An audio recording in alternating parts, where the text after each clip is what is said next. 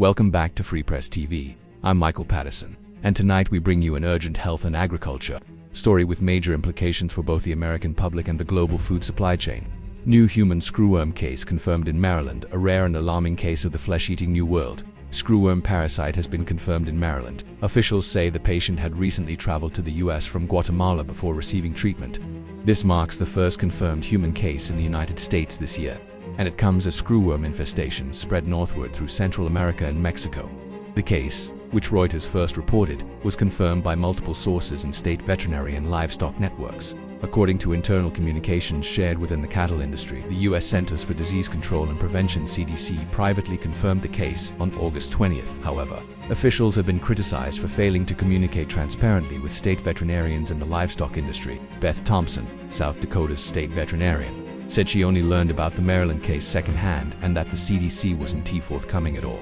This lack of clarity is now raising alarm, not only among public health experts but also across the beef industry, where concerns about market stability remain high. To understand why this case is so alarming, we need to look at the parasite itself. The New World screwworm is not just another insect. It's a parasitic fly whose females lay eggs in wounds of warm-blooded animals, including humans. When the eggs hatch, the larvae burrow into living flesh, feeding on it in a spiral-like pattern, hence the name screwworm. Left untreated, an infestation can lead to extreme tissue damage, infections, and even death.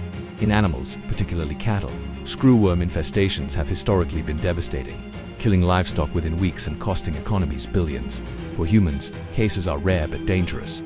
Treatment often requires physically removing hundreds of larvae and disinfecting wounds, a grueling process. This isn't the first time America has faced this threat. 1950s, 1960s eradication campaign. Screwworms once plagued the U.S. cattle industry, causing massive losses.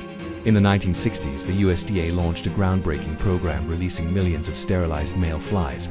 When these males mated with wild females, the eggs failed to hatch, effectively collapsing the screwworm population. By 1966, screwworms were eradicated from the southern U.S. global expansion.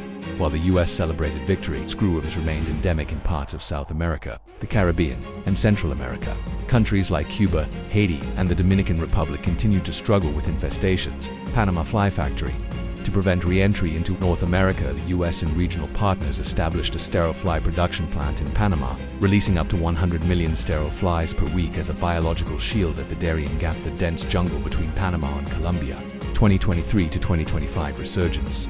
Despite those efforts, screwworms have been creeping north again. Cases have spread through southern Mexico, including Veracruz in July 2025, just 370 miles south of the U.S. border. Now, with this Maryland case linked to Guatemala, the parasite is once again a direct threat to the American mainland.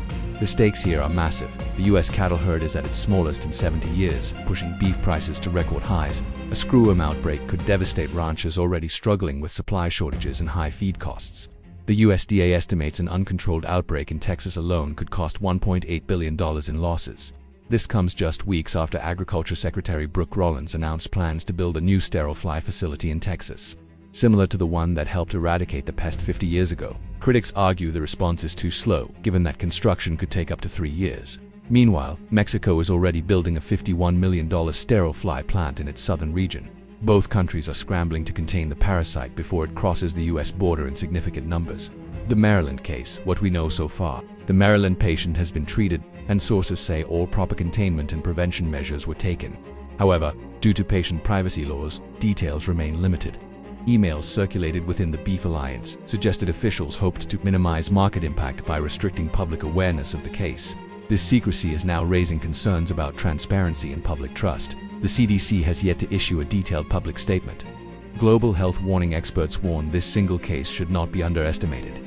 With international travel, climate change, and northward migration of the fly, both human and livestock populations are increasingly at risk. If screwworms were to re-establish themselves in the U.S., the consequences could ripple across the food supply, public health systems, and international trade.